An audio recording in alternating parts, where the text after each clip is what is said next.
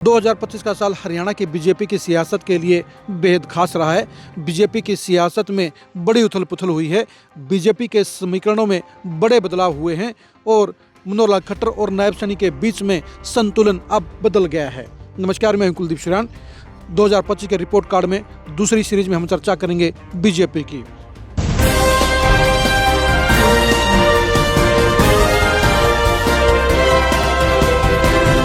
Haryana BJP 2025 में भी शानदार मार्च पर रही। बीजेपी के सामने कोई बड़ी रुकावट नहीं थी, बीजेपी के सामने कोई दिक्कत नहीं थी। यही वजह रही कि नायब सैनी की अगुवाई में बीजेपी की सरकार धड़ल्ले से चलती रही। नायब सैनी 2025 की शुरुआत में अपने गुरु मनोहर लाल खट्टर के आगे उनके मार्गदर्शन में चल रहे थे और उनके सामने किसी तरह कोई दिक्कत नहीं थी। दोनों के अंदर कोई मनमुटाव भी नहीं था। यानी पूरी तरह से नायब सैनी ने अपने गुरु के आदेश के अनुसार, अपनी गुरु की इच्छाओं के अनुसार और अपने गुरु की मैनेजमेंट के अंदर ही अपना सफ़र 2025 में शुरू किया।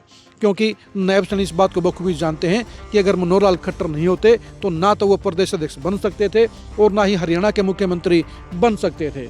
इसलिए नायब सैनी मनोहर लाल खट्टर के 100% एहसानमंद हैं और उनके सामने वो कोई भी किंतु परंतु नहीं करते हैं। क्योंकि नायब सैनी को इस बात का एहसास है कि मनोहर लाल खट्टर जो भी सोचते हैं उनके भले के लिए सोचते हैं। लेकिन सत्ता के गलियारों में ये रिश्ते भी कई अलग तरह के नज़ारे पेश करते हैं। इस रिश्ते के दायरे ने ही नायब सैनी को रबड़ स्टैंप के तौर पर प्रचारित करने का काम कर दिया और पूरे हरियाणा के अंदर इस बात की चर्चा हो गई कि नायब सैनी रबड़ स्टैंप के सीएम हैं और सुपर सीएम के तौर पर मनोहर लाल खट्टर ही हरियाणा पर राज कर रहे हैं। मनोहर लाल खट्टर दिल्ली की सियासत में चल गए, मोदी के सरकार में बड़े मंत्री बन गए, लेकिन इसके बावजूद हरियाणा की सियासत पर और हरियाणा की सत्ता पर उनकी पकड़ काफ़ी मजबूत रही। 2025 में शुरू के 10 महीनों में मनोहर लाल खट्टर का ही बीजेपी की सरकार में सबसे बड़ा रुतबा रहा। उनकी टीम ही नायब सैनी की सरकार को चला रही थी। यानी चारों तरफ से इस बात का एहसास हो रहा था कि नायब सैनी मुख्यमंत्री जरूर बन गए हैं, लेकिन उनके ऊपर प्रभाव मनोहर लाल खट्टर का ज़्यादा है और मनोहर लाल खट्टर के हिसाब से ही हरियाणा की सरकार चल रही है। लेकिन 2025 के आखिर के 2 महीनों में समीकरण बदलते हुए नजर आए। दिल्ली के दरबार के अंदर बीजेपी के हाईकमान में अब समीकरण बदले हैं। वहां पर नवीन की राष्ट्रीय कार्यकारी अध्यक्ष की नियुक्ति के बाद हरियाणा की सियासत में बड़ा एकदम चेंज देखने को मिला है। यानी दिल्ली में जो बदलाव आया है, दिल्ली के जो समीकरण हैं, उन्होंने भी हरियाणा की सियासत पर सीधा असर डालने का काम किया है, बड़ा असर डालने का काम किया है। और यही वजह रही कि आखिरी के 2 महीनों में नायब सैनी के कदम जमते हुए नजर आए, नायब सैनी मजबूत होते हुए नजर आए, नायब सैनी सरकार में अपना सिस्टम मजबूत करते हुए नजर आए।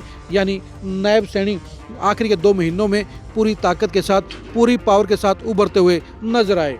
वैसे तो नायब सैनी हमेशा से ही हंसमुख रहे हैं, वो पूरा दिन हंसते रहते हैं, वो बड़ी बड़ी समस्याओं को भी हंसकर हल कर देते हैं।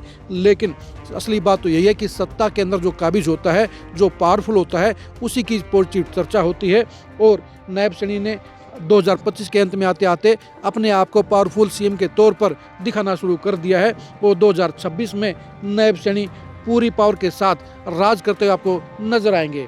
यानी नायब सैनी ने 2025 में अपने गुरु मनोहर लाल खट्टर को एक बार भी नाराज नहीं किया, एक बार भी उनसे पंगा नहीं लिया, एक बार भी उनके साथ रिश्ते नहीं बिगाड़े। वो गुरु के आदेश को सिर माथे पर लेकर अपनी सरकार चलाते रहे और ऐसा करना उनके लिए ज़रूरी भी था, ऐसा करना उनके लिए मजबूरी भी था। क्योंकि मनोहर लाल खट्टर के एहसान उनके ऊपर काफ़ी बड़े थे और सरकार चलाने में मनोहर लाल खट्टर का एक्सपीरियंस भी ज़्यादा था, पूरी सरकार के ऊपर उनका प्रभाव भी ज़्यादा था, अधिकारियों के ऊपर भी सबसे ज़्यादा असर उन्हीं का था। इसलिए नायब सैनी ने भी सॉफ्ट कॉर्नर अपनाते हुए सरकार में मनोहर लाल खट्टर के हिसाब से अपनी सरकार को, सत्ता को चलाने का काम किया। लेकिन अब हालात बदल रहे हैं और अब समीकरण बदल रहे हैं और अब चेला अब गुरु के दायरे से निकलता हुआ नजर आ रहा है। यानी अब नायब सैनी अपने हिसाब से अपनी सरकार को चलाने की पोजीशन में आते हुए नजर आ रहे हैं। आप नायब सैनी की सरकार के बारे में क्या सोचते हैं, कमेंट करके जरूर बताइए।